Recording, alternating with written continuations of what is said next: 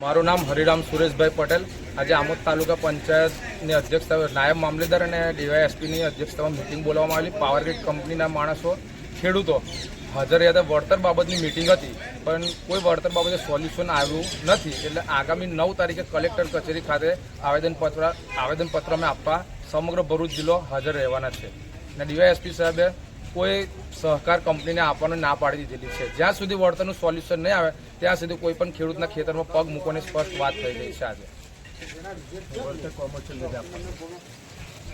આજે મિલકત છે, એમાં પ્રવેશવા દેવા કે ન પ્રવેશવા દેવા એ ખેડૂતોનો હક છે। જે રીતે ખાનગી મિલકતમાં કોઈના મકાનમાં આપણે ઘૂસી શકતા નથી, એમ પાવર ગ્રીડના માણસો ખેડૂતોના ખેતરમાં એમની પરવાનગી વિના ઘૂસી શકે નહીં। નવસારી જિલ્લામાં કોમર્શિયલ હેતુ ગણીને 4 ગણું વળતર આપવામાં આવ્યું છે, તો આમોદ તાલુકાને કેમ નહીં, એમ આમોદ તાલુકાના ખેડૂતો માંગણી કરે છે અને પ્રશ્ન પૂછે છે। હું નવફલ અયુબ પટેલ આજે આમોદ તાલુકાના ખેડૂતોની ડીવાયએસપી સાહેબની અધ્યક્ષતામાં તથા નાયબ મામલતદારની અધ્યક્ષતામાં જે પાવરગ્રીડના અધિકારી સંકલનની મિટિંગ હતી, એમાં ખેડૂતોના પ્રશ્નનો કોઈપણ પાવરગ્રીડના અધિકારી વ્યવસ્થિત અને સંતોષકારક જવાબ ન આપી શક્યા।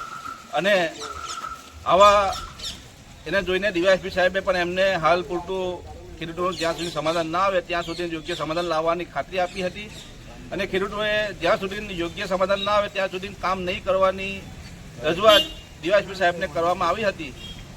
અગાઉ સમયમાં ખેડૂતો 9 તારીખે મોટી એક જિલ્લા લેવલનું ભરૂચ જિલ્લા લેવલનું આવેદનપત્ર જિલ્લા કલેક્ટરશ્રીને આપવા જઈ રહ્યા છે, જેથી જિલ્લા તમામ ખેડૂતોને અમે આહવાન કરીએ છીએ કે આગામી 9 તારીખના આવેદનમાં જિલ્લામાંથી મોટી સંખ્યામાં ખેડૂતો જોડાય।